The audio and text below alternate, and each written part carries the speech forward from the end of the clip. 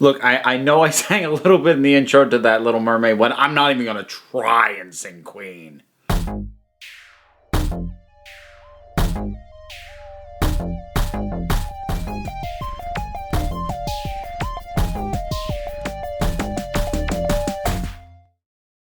So, not exactly a timely review, this one, but I've now seen Bohemian Rhapsody, and it's probably the only movie aside from Black Panther that's up for a bunch of major Oscars that I'm going to get to see before the Academy Awards happen. So, yeah, why not talk about it? So, this part of the reason I didn't get to this sooner was it's not always easy for me to get to the movies. My local movie theater only has 3 screens. If I have to go somewhere else, sometimes timing doesn't work out. Life happens. That's part of it.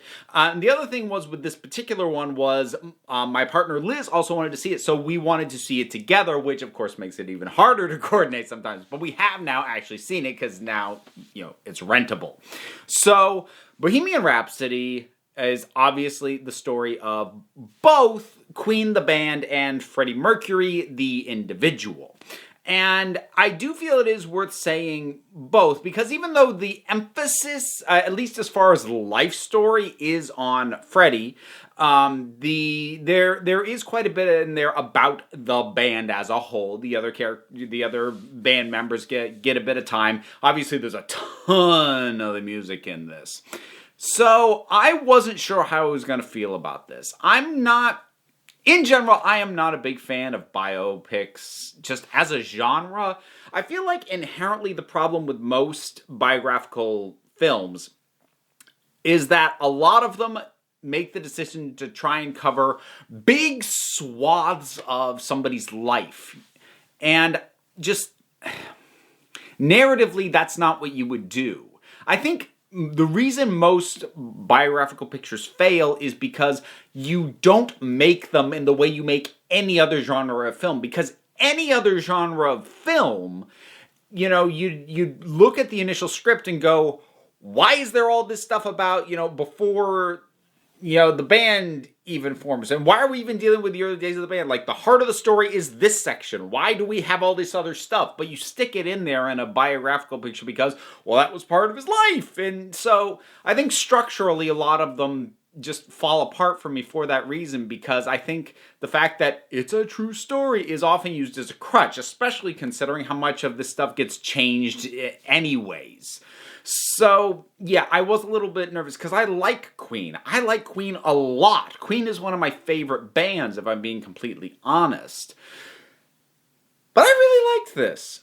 And that was also doubly surprising because I'd seen more than a few people, including some online critics who I really like and respect, not caring for the movie and pointing out some serious storytelling flaws or technical issues like editing being really wonky in some of the scenes and things like that. And I'm not going to dispute things like that, but here's what I'll say.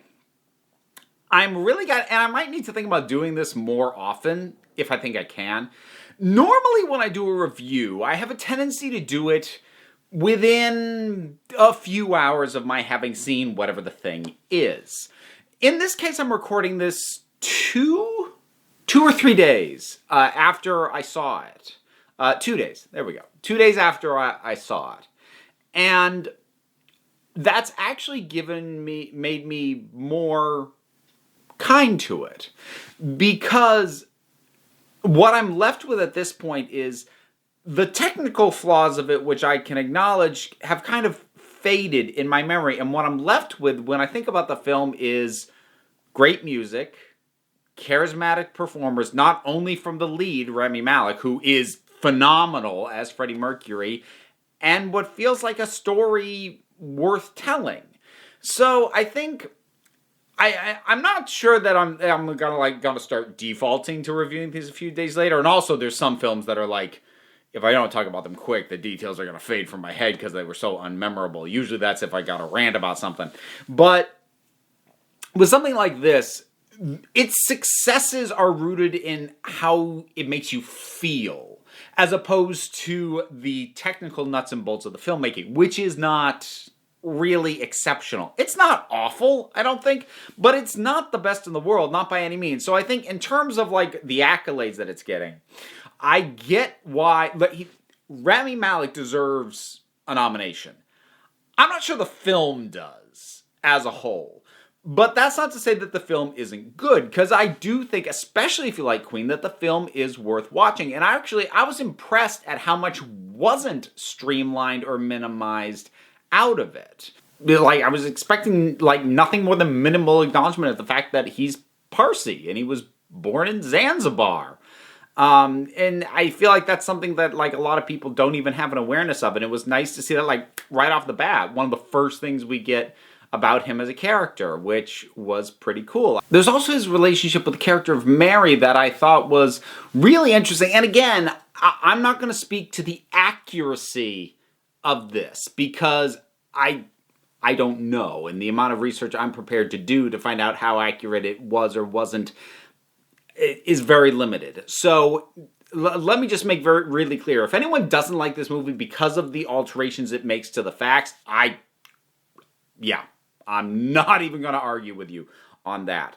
But in terms of the film as a self-contained thing, his dynamic with Mary was really fascinating, and I thought really quite touching, because he really did care about her, but at the same time was not able to love her in a way that she kind of needed in her life, yet at the same time he was envious of the people who could love her in that way. And there's a lot of emphasis on how lonely Freddie is. And some of that at least I felt that the film did a good balancing act of not making it seem like he was lonely because of his sexuality, but how his sexuality at the time in which he was living fed into his loneliness. I think, at least for me, in my takeaway, I thought it did a good job of balancing that so that it wasn't equating just, not being straight with being a lonely, unhappy person. It didn't feel like it was doing a one-to-one with that, which I appreciated. Seeing some of the creative stuff behind the songs was cool. I think that if there was something that was cringy, it was probably Mike Myers's part as an EMI executive, who I think I did read didn't even exist. He's like a proxy for a guy who did exist, but he's exaggerated for the sake of a joke, and so that they could have Mike Myers, famous for being Wayne in Wayne's World, headbanging to Bohemian Rhapsody, tell Freddie Mercury and Queen, we can't release Bohemian Rhapsody as a single because people can't bang their heads in the car to it. Like that that was cringe right there. That was unnecessary, and it didn't help. And honestly, the film kind of ground to a halt so that they could have that scene. That's like one of the few criticisms that I had at the time watching it that stuck with me. Because thinking back on it, I can think of a number of things, or at least I can remember thinking a number of things that weren't lining up and weren't clicking for me as I was watching it. But the thing is, at this point, a couple days later, I can't remember what those were. And even like what they might have related to. And what I'm left with overwhelmingly is the stronger feeling. And I think the film does use the songs of Queen quite well, especially in the climax. The performance at Live Aid basically serves as the climax of the film. And I think that is done really, really wonderfully. And I think the build-up to it, the catharsis of it, the performance of it, it makes it feel triumphant. And it really is, I think, a good point to choose to bring the narrative to a close.